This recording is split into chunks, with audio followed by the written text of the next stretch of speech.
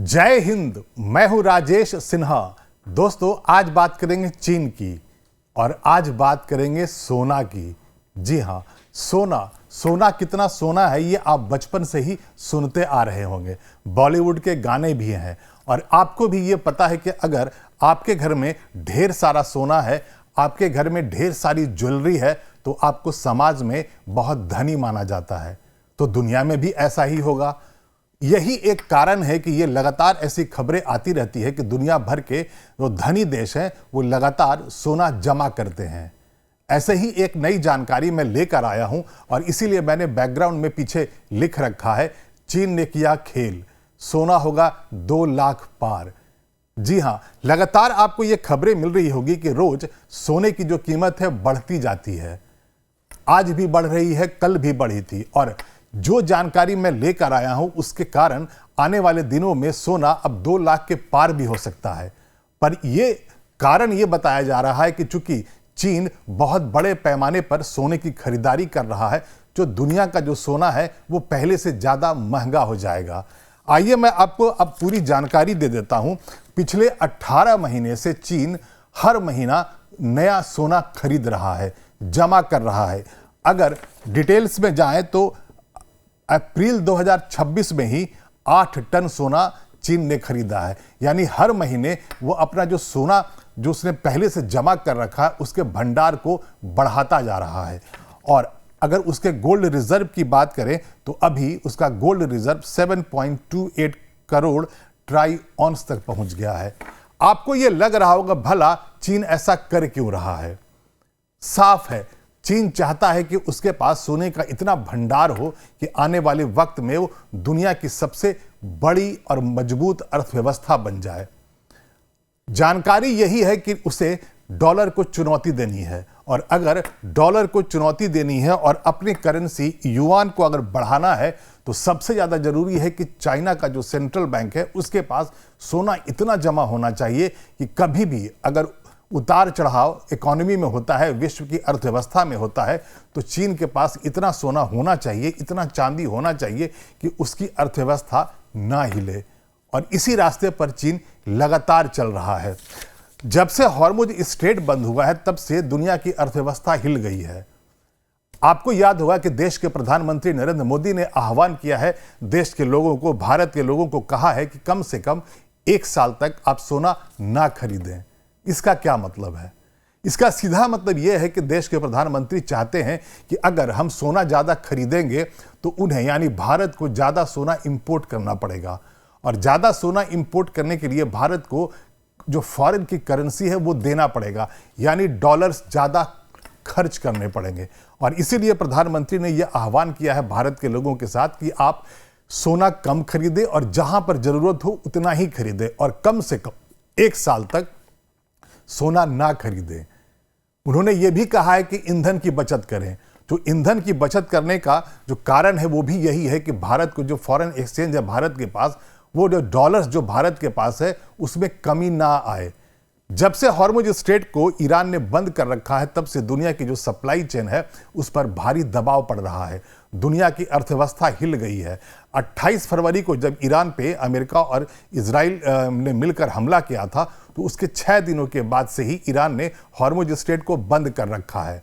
वहां पर दुनिया का जो कच्चा तेल और जो गैस का जो सप्लाई चेन था उसे बंद कर रखा है, जिसकी वजह से दुनिया की अर्थव्यवस्था पर भारी दबाव पड़ रहा है, यानी कीमतें बढ़ रही है।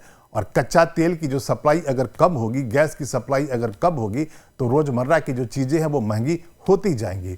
और अब 2 महीने से ज्यादा हो गया है और ऐसा लग नहीं रहा है कि हॉर्मुज स्ट्रेट बहुत जल्दी खुल जाएगा।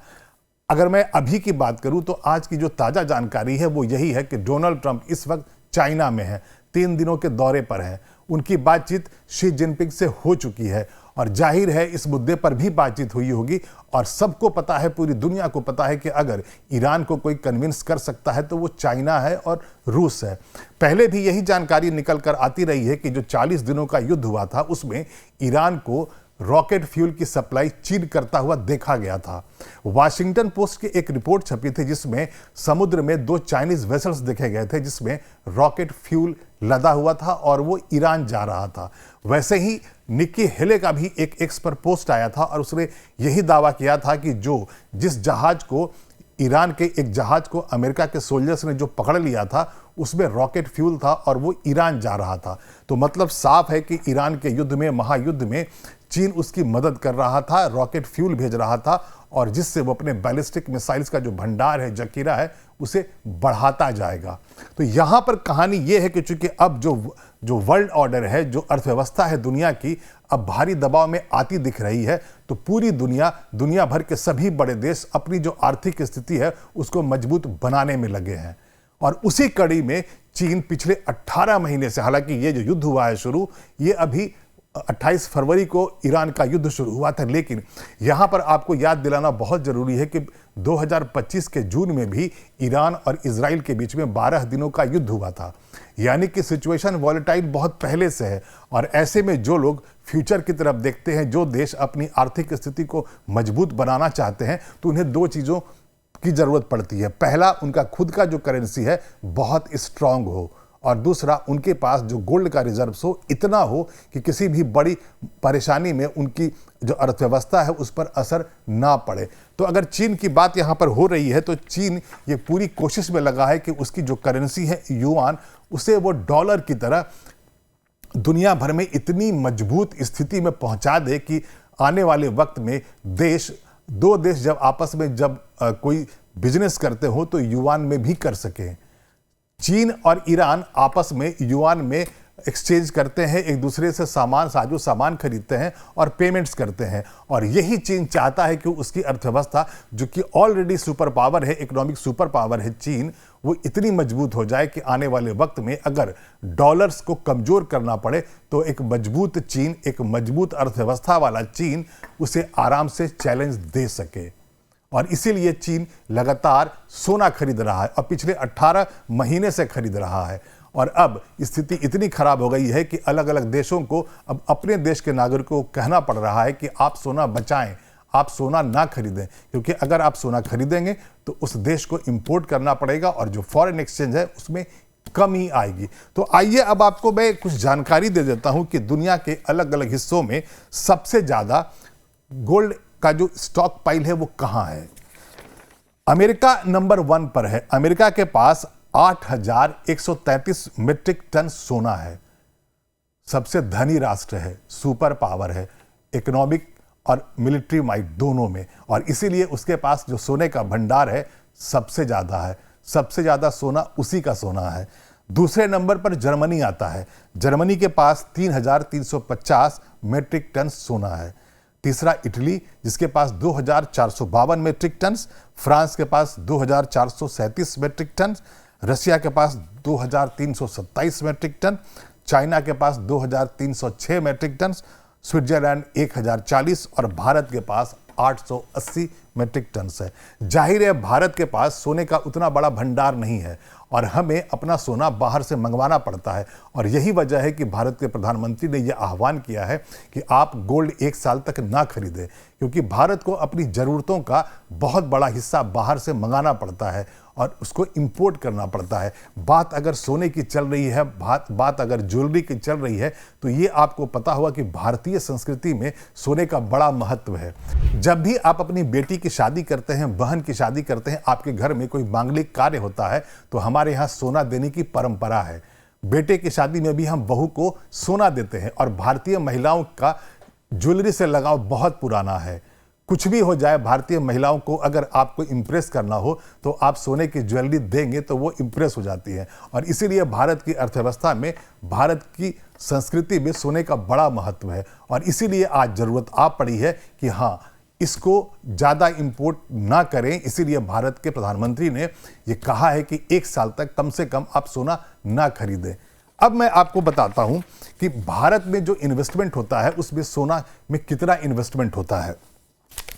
भारत के लोग सबसे ज़्यादा जो इन्वेस्टमेंट करते हैं वो इंश्योरेंस में करते हैं, यानी लाइफ इंश्योरेंस जैसे चीज़ें लेते हैं वो, या मेडिकल इंश्योरेंस लेते हैं। उसमें 42% जो भारतीय हैं वो इंश्योरेंस में इन्वेस्टमेंट करते हैं। 41% इक्विटी इन्वेस्टमेंट करते हैं और जो प्रेशियस मेटल है यानी कि सोना और चांदी है 36% जो भारतीय हैं वो सोना यानी कि चमकीला धातु में ही इन्वेस्टमेंट करते हैं। आपको भी याद है, आपने भी देखा होगा कि बचपन से ही जब आपके घर में पैसे आते होंगे तो घर वाले यही कहते हैं कि चलो कुछ सोना खरीद लेते हैं।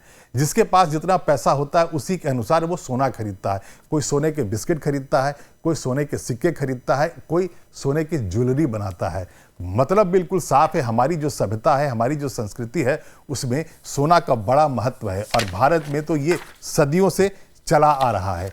और अब जो प्रधानमंत्री ने मोदी ने जो ये आह्वान किया है कि भारत में सोने का जो इंपोर्ट है थोड़ा कम कर लें, तो इसके लिए उन्होंने बहुत सारे स्टेप्स भी लिए हैं और यहाँ पर जो उसका जो आयात शुल्क है उसे बढ़ा करके 6% से 15% कर दिया गया है।